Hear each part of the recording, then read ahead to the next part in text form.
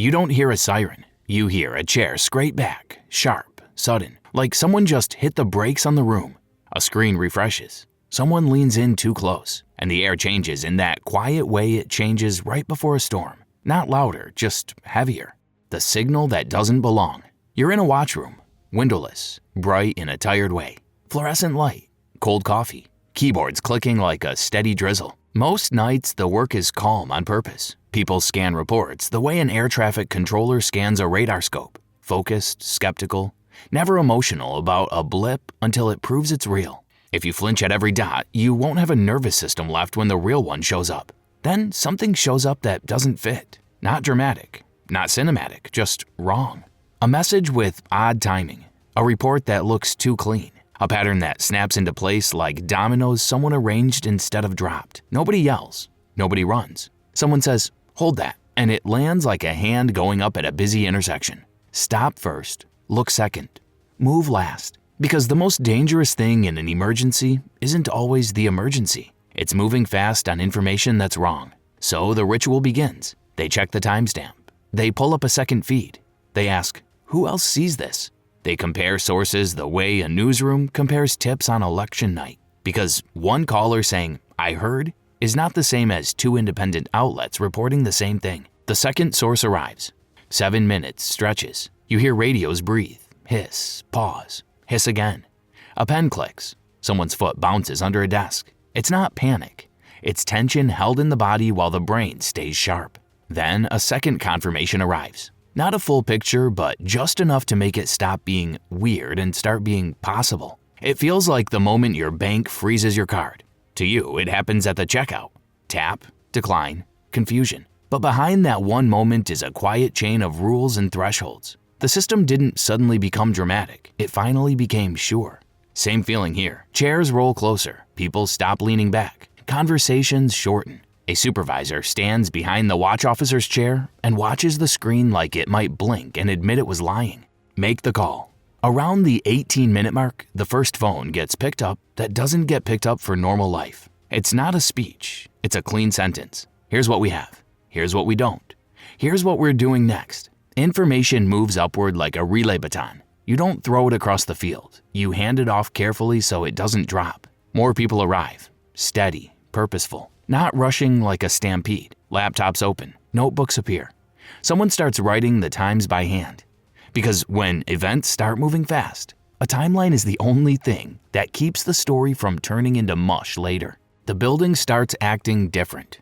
By the half-hour mark, you feel it in the hallways. Badge checks tight. Doors that were casual start feeling selective. Movement becomes deliberate, like the building is trying to make itself harder to surprise while it's busy responding to a surprise. It's the same instinct you see at big events when something goes wrong. Security doesn't get louder first. It gets tighter. Entry points narrow. Communication gets cleaner. Less wandering. More lanes. You notice a small detail. Someone turns their phone face down on the desk like they don't want the outside world pouring in while the room is still trying to understand what's outside.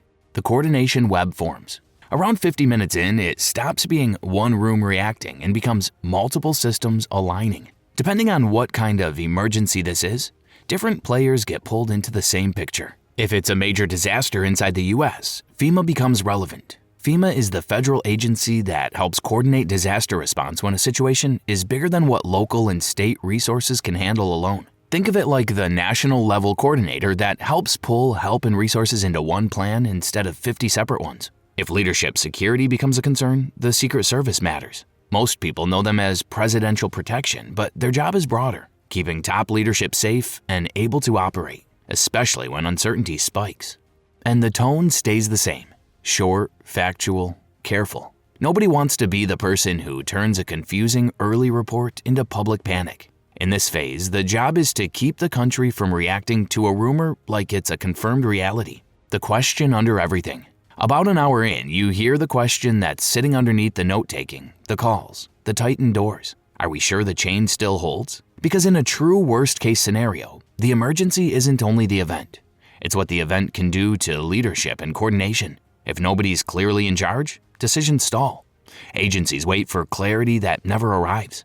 Allies call and get silence. Rivals start testing boundaries just to see if anyone answers. It's like a power outage where the real danger isn't darkness. It's the moment the traffic lights go dead and everyone starts guessing who has the right of way. So part of the response, quietly, relentlessly, is making sure the steering wheel is still attached. There are legal rules for who takes over if a top leader can't perform duties. It sounds like civics homework until you realize it's how you prevent the country from freezing up on the worst day. The seatbelt logic. This is where the designated survivor idea makes sense. When major leaders gather, the government sometimes keeps one eligible leader separate, somewhere else, protected, so one event can't remove everyone at once.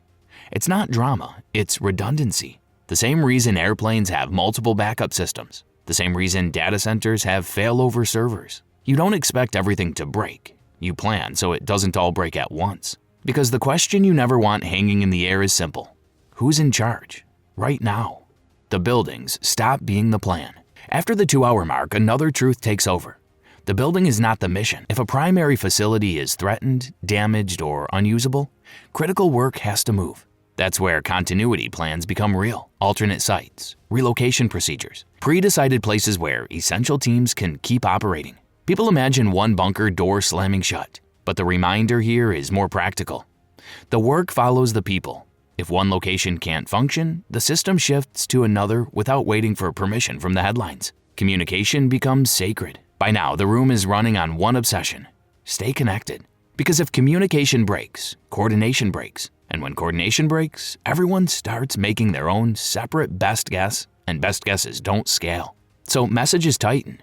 Facts get repeated back to confirm they were heard correctly. Calls stay short, not because the room is cold, but because clarity is the only thing that keeps panic from multiplying outside these walls. And you catch the human layer again. Someone texts home, "I'm okay, don't wait up." Someone takes a sip of coffee they don't taste. Someone makes a tiny joke, barely a joke, just enough to let the room breathe. Then they go right back to it. Because outside, millions of people are allowed to feel whatever they feel. In here, the job is to stay steady long enough to keep the country steady. The first what if becomes a do this. A little after 3 hours in, the tone shifts again. The room isn't just collecting information now. It's shaping the next move. You see it in tiny things. Someone stops asking questions out loud and starts writing decisions down. A supervisor points at a line on a screen with a pen. Not for emphasis, but because that line is about to change what 1,000 other people do. If you've ever watched a big event go sideways, an airport suddenly grounding flights, a stadium evacuating, a city rerouting traffic, you know the feeling. At first, everyone is trying to understand. Then the system picks a direction and commits. That commitment is where continuity starts showing its real purpose. Not be prepared, not have a binder. It's keep the country from splitting into 100 separate panics. The alternate location problem no one talks about. Somewhere off to the side, a separate conversation is running. Quiet, practical, and kind of brutal. What if the usual place can't be used? Because doomsday planning assumes something normal people hate thinking about. A building can be gone, unreachable, unsafe, or simply unusable. And if the government is tied to one address, the whole system becomes fragile. So you'll see staff start coordinating movement, where key people should go, how they should travel, what they need with them, how to keep communication connected during that movement. It looks less like a bunker movie and more like business continuity at a giant company, except the company is the country. And the stakes aren't quarterly earnings, they're national direction. The weird part is how normal it feels when it's happening. Not casual, just procedural. Like a crew switching to the backup generator during a storm. Nobody claps, they just keep the lights on. When Washington stops being one place. By hour 4, the government starts behaving like it's distributed on purpose. That doesn't mean everyone disappears underground. It means the work stops depending on one room. Calls happen from multiple locations. Decisions route through secure lines. Teams split so if one group gets knocked offline, another can continue. It's a simple principle you've seen in everyday life. If you've ever lost your phone and been saved because your contacts were backed up somewhere else, you understand the entire philosophy. Redundancy isn't drama, it's survival. A doomsday scenario is where redundancy stops being a nice idea and becomes the only idea that matters. The unseen clock. Can we keep doing this for 24 hours? This is where the story stops being about the first shock and starts being about endurance. Some emergencies are spikes, hard, fast, then over. Doomsday planning is built for the emergencies that drag. By hour 5, people are managing human limits the same way they manage technical limits. Someone is assigned to rotate shifts.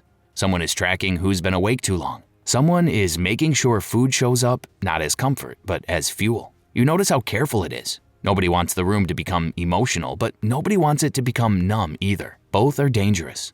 Because if your brain gets tired, your judgment gets sloppy. And in a crisis, sloppy judgment is contagious. The first public ripples. Around this time, you start seeing the effect outside the building, even if you're not watching the news. Phones buzz with messages from friends. Families text. Are you seeing this?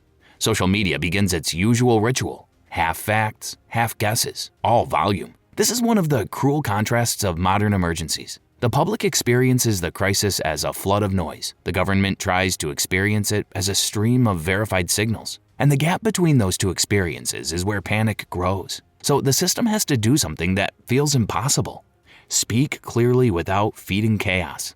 The messaging room finds the one sentence. There's a moment, usually later than people think, when someone has to write the first message that can go public. Not the full explanation, just the first message that holds the center. It's harder than it sounds. You can't say too little because silence becomes a vacuum, and rumors love vacuums. You can't say too much because details can be wrong early, and wrong details turn into lifelong myths. So the writing is careful. You can picture a newsroom editor on election night. No guessing, no dramatic adjectives. Just what can be confirmed and what people need to do right now. The goal isn't to look powerful. The goal is to keep the country from inventing its own instructions. Because when people don't know what to do, they do whatever feels like control, and sometimes feels like control is exactly how crowds get hurt. The transportation question. By the 7th hour, practical systems start entering the same conversation as national security. Roads, airports, rail, shipping, fuel. Because continuity isn't only government leaders keep talking, it's also whether essential movement continues, whether supplies reach where they need to reach, whether emergency services can move, whether the public is told clearly what is changing and why. This is where the machinery of government looks less like a castle and more like a control panel connected to daily life. It's also where the response has to avoid a trap, overreaction. If you shut everything down too fast without clarity, you create new emergencies. Stranded travelers, gridlocked cities, overwhelmed hospitals, empty shelves, secondary panic. So decisions are weighed the way a pilot weighs weather. Not can we be brave, but can we be safe, repeatable, for hours? The second wave of work, coordination with states. A lot of what people call the government is actually many governments. States have their own emergency agencies. Cities have their own police, fire, and medical systems. The federal government doesn't replace that in most situations. It supports, coordinates, and provides resources when the scale is bigger than local capacity. That coordination becomes real in this phase. You can picture it like a huge group project, except the project is public safety, and nobody got to choose their teammates. The best systems don't try to control everything. They try to align everyone around the same picture of reality. So you'll see calls that are less dramatic and more vital. Here's what we know. Here's what we're doing. Here's what you can expect. Here's what we need from you. It's not exciting. It's stabilizing. And stabilizing is the hidden job. The continuity posture. The continuity posture becomes the new normal. Sometimes after hour 10, you feel the story cross a line. The room isn't acting like it's waiting for things to return to normal. It's acting like it might have to operate like this for a while. That changes everything. Plans that were theoretical become schedules. Alternate sites become real workplaces.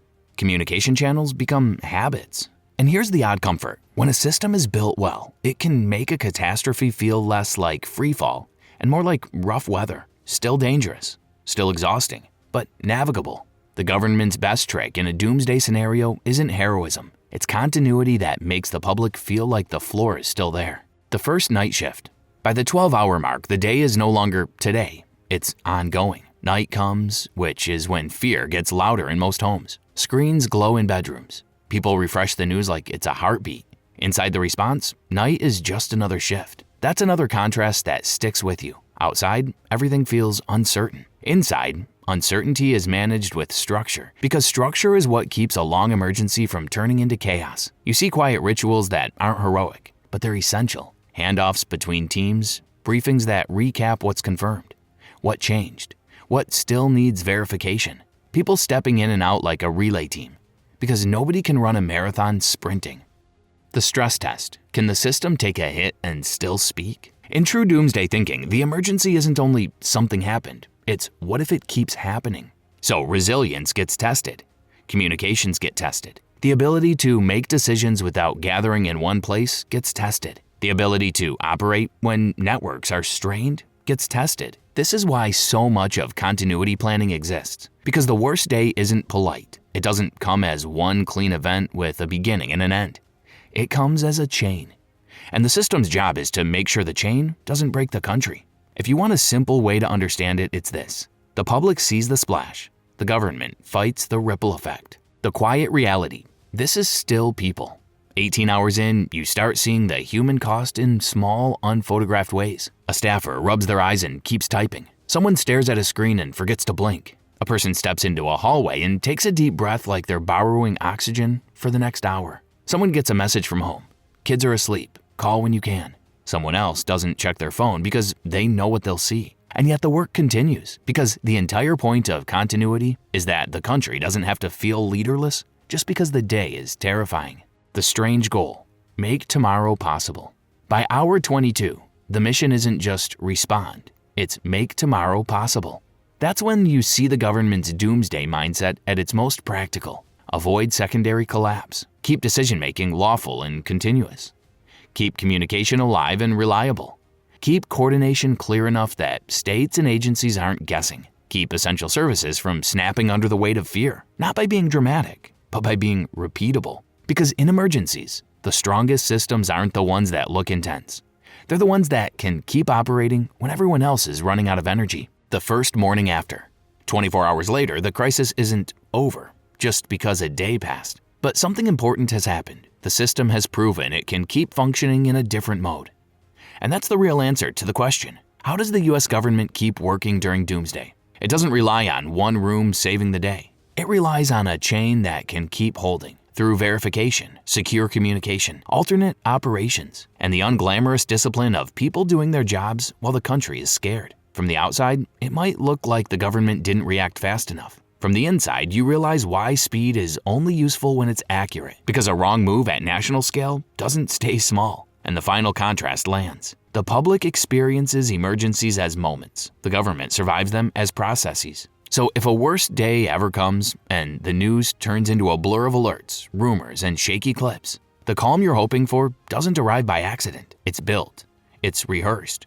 It's redundancy stacked on redundancy, so the country never has to wonder, is anyone still steering? If you want more inside the system stories like this, make sure you like and subscribe. And tell me what you want to go inside next. The power grid during a major blackout, an airport command center during a nationwide shutdown, or what really happens inside a newsroom when the world breaks and they have to choose words that won't make it worse.